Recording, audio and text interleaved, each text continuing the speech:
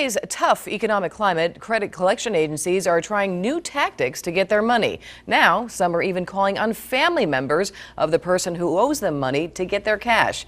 Here today is Thor Kimmel. He's the founder of CreditLaw.com, and he's going to share with us on ways to fight back. And thank you so much for being on the show. Let's start off, and I'm going to tell you a little personal story. I had $200. I made a purchase. I put it on my Visa, and I had gone out of town, and they called my parents. I don't even know how they found my parents. This is happening more and more. Right. Well, what debt collectors do is they collect information about you before they even start collecting. It's called skip tracing. So services like LexisNexis or Accurint collects data, publicly available data, plus some personal data, including your credit report information.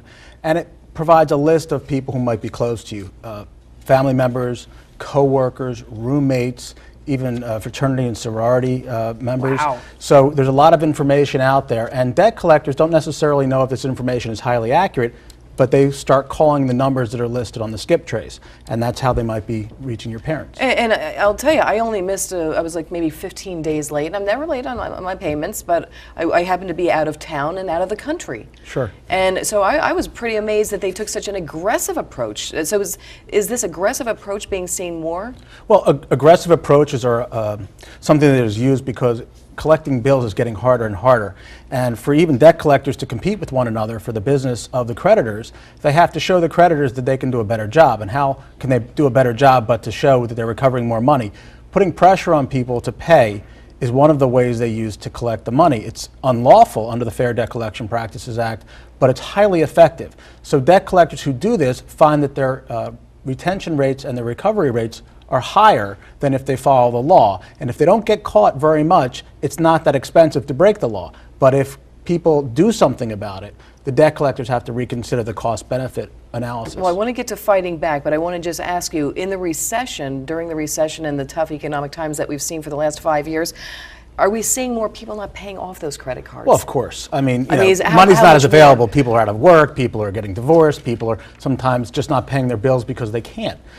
So, yeah, absolutely. It's much more common for debt not to be paid, especially credit card debt, debt for automobiles, mortgages, very, very common. People are just not able to pay their bills. All right, let's fight back right now. Okay, that's so what I'm here for. You owe a little bit of money. What can you do to make sure that they don't get that personal information? I mean, should you not give out your phone number when they ask you at stores? I mean, well, you know, there's two sides to this. One side is nobody's saying not to pay your debts if you can pay them. What Absolutely. We're talking about today is debt collectors who violate your rights, violate the law by doing things they know are out of bounds in collecting that debt. Threats, for one thing. Contacting people who might be susceptible, overly susceptible to threats or misrepresentation. For example, the elderly. You can call a senior citizen perhaps and say that their child owes a lot of money and they're going to jail. And as people age, sometimes they become more susceptible to these types of things. So they might say, okay, I'll pay the debt for them. Is that actually happening? It happens. Wow. It happens. Well, I would imagine that has to, I mean, that's an extreme case. That has to be against the law. It's not that extreme. It happens. Even more common, you find that parents, like you said, will get calls about their children, even if the parents are not senior citizens or more susceptible. And the parents sometimes get in arguments with their children.